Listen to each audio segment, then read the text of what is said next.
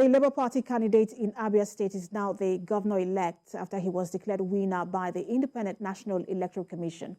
Mr. Oti won in 10 local government areas with a total votes of 175,466 to defeat his closest rival and candidate of the PDP, who scored 88,526. Addressing the press, Mr. Oti thanked his supporters and assured them that his administration will work for the general good of the state. My third attempt, and in each attempt I won. So what happened was that the victory at each time was stolen. So right now, there was an attempt to steal the victory once again. But a few things have changed. And some of the people that made the attempt didn't seem to recognize that things have changed. We thank God that we have been declared today. And we thank God that the will of Abia people have been allowed to stand. So that's it. And just to remind you of the latest results from the election, two states, Abia and Enugu, which collation were suspended over the weekend, have now ended their collation, and the Labour Party candidate in Abia State is now the governor-elect. He was declared winner by the Independent National Electoral Commission. Mr. Alex Oti won in 10 local government areas. Similarly, Peter Omba has also been declared the winner of the election in Enugu State. Mr. Peter Omba is the governorship candidate, was the governorship candidate of the PDP, and now the governor-elect of Enugu. Now let's bring in a political analyst to look at the results and all the situation that followed the declaration of that result in Enugu. Let's bring in Kennedy Iyeri. He's a political analyst. Good to have you join us. Thank you, Madam. There's something I would just like to correct. I am not. Can you hear me? I can hear you. Madam, can you hear me? Yes. I would like to just correct something there. I think I would like to be referred to as one of the monitors and the observers of the election, rather than just being an analyst. Right. I follow a lot of political activities and events.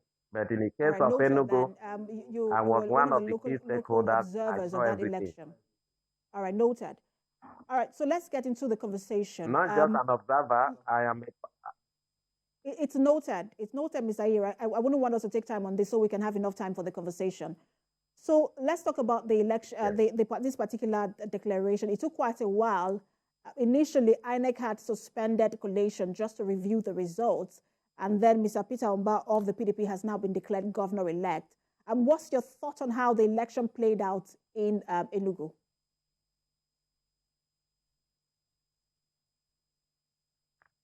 Yes, thank you very much for having me here today. We are happy today because the right thing was done yesterday. It was a clear case of an attempted effort to rig the election because Barrister Peter Omba of the PDP won that election and it was clear. The truth is that he had an edge over the candidate of the Labour Party based on character, competency, and capacity.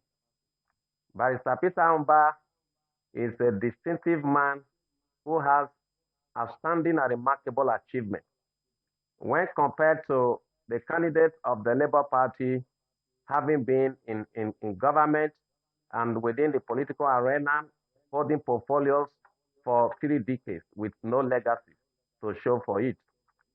They actually had to pick him because they believe he could just fly on the wings of Peter Obi, through the bandwagon effect of the obedient revolution, of which I'm a stakeholder. What happened is that they failed to realize that in the 21st century, people are more intelligent than they were in the 20th or in the 19th century. You can't You can't compare the both candidates because they are matchless. The advantage of Barrister Peter Umba, weighs far higher than that of the Labour Party. So it was like they never created an altar of opportunity for the emergence of Barrister Peter Umba until the day of election when they got a shocker. The people speaking through their ballots, knowing whom they wanted. So overwhelmingly, they elected Barrister Peter Umba. But some certain forces that be, having be shocked because of the votes that Barrister Peter.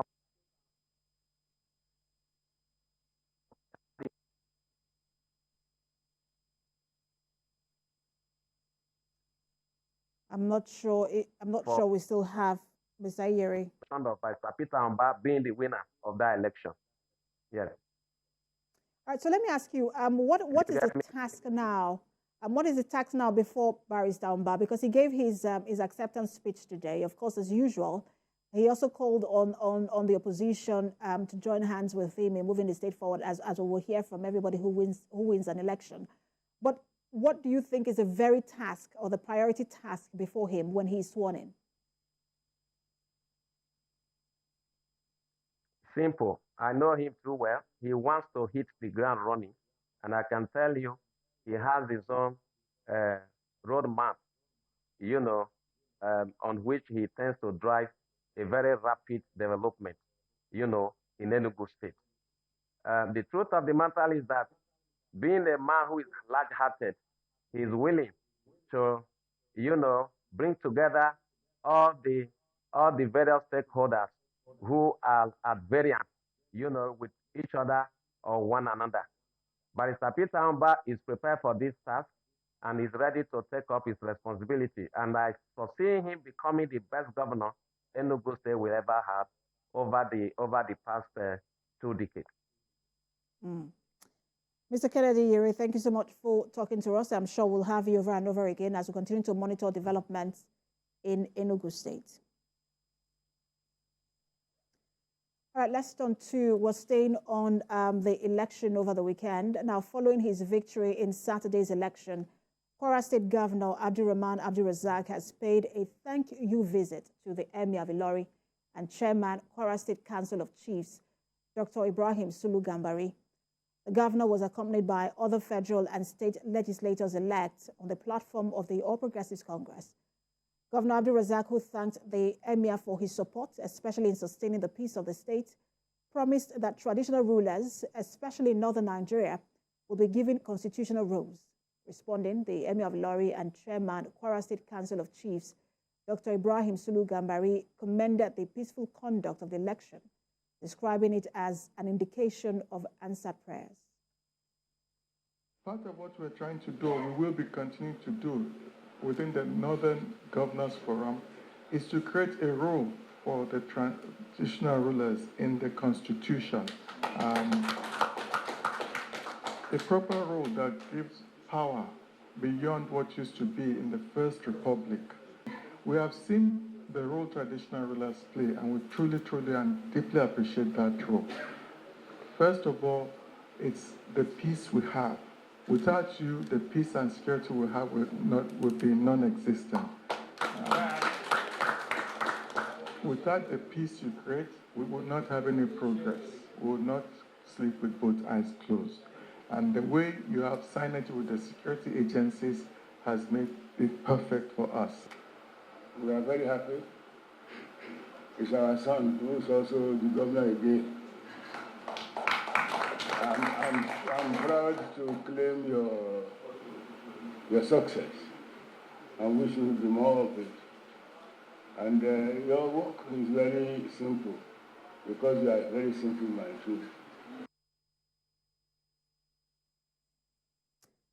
And to other stories, Nigerians in the United Kingdom have raised about 23 million naira in their bid to tackle the out-of-school problem in Nigeria, which has forced 20.2 million kids to remain at home or engage in menial jobs.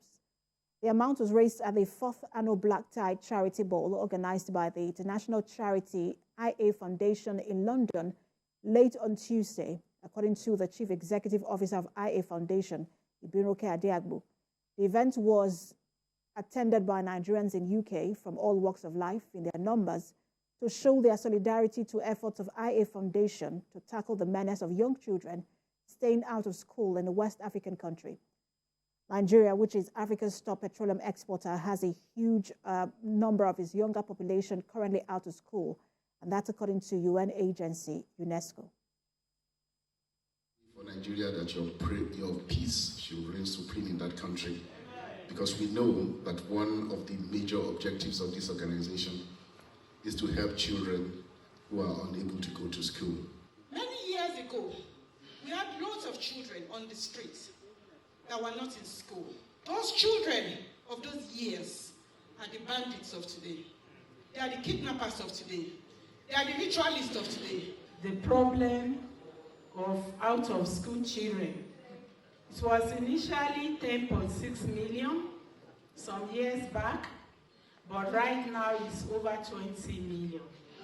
The number is alarming. The out-of-school children phenomenon is not just a problem for Nigeria's future. It's a crisis that affects us all. Failure to act now will lead to further damage of the mental state of our young people, leaving them vulnerable to the manipulations of extremist groups and other societal vices. 24,409. And to other matters now, officers of the Nigerian Drug Law Enforcement Agency will now get a better deal from the federal government as a reward for their commitment to the war against hard drugs in the country. The Federal Executive Council has approved the construction of barracks accommodation for personnel of the agency to boost their morale and sustain the momentum they have recorded in the recent past. TVC News State House correspondent Femi Akonde tells us more about this week's Federal Executive Council meeting. And after this report, we'll bring you updates in business. Stay with us. Personnel of the National Drug Law Enforcement Agency. The federal government is clearly impressed with the performance of the NDLEA under the leadership of General Buba Marwa. 3 quarters of 2023, about 18,940 arrests were effected by the NDLEA, and indeed drugs, the estimated value of which is over 40 billion naira, were confiscated. Again, about 2,904 convictions were recorded. The Federal Executive Council also approved the review of the 2022 National Agricultural Seed Policy with the aim of providing Nigerian farmers with easy access to quality seeds that can compete in the world markets. The Minister of Agriculture and Rural Development, Mohammed Abubakar, says with the emerging technology in seed production globally, the agri sector will now get greater priority so as to sustain national food security. Our farmers must have access to best quality seed that have been fortified, seed that can produce the yield that will be worth their while, seeds that can produce, again, the produce that can compete in the world market. This is the basis for this particular policy. Meanwhile, the Federal Ministry of Transportation also got approval for the provision of 4 customized fire service search and rescue vans for the seaports in Port Harcourt and Tinkan Island and the Marina National Ports Authority headquarters in Lagos at the sum of 510.9 million naira. Council considered the memorandum and approved the award of the contract as recommended and reviewed by the Bureau of Public Procurement in the sum of 934,934,000 naira 600. FEC approved for the ministry the contract for the procurement of rolling stock operations and maintenance equipment for the Kano-Maradi standard gauge rail line that is currently under construction at the contract sum of $984.7 million. Femi Akonde, TVC News, Abuja.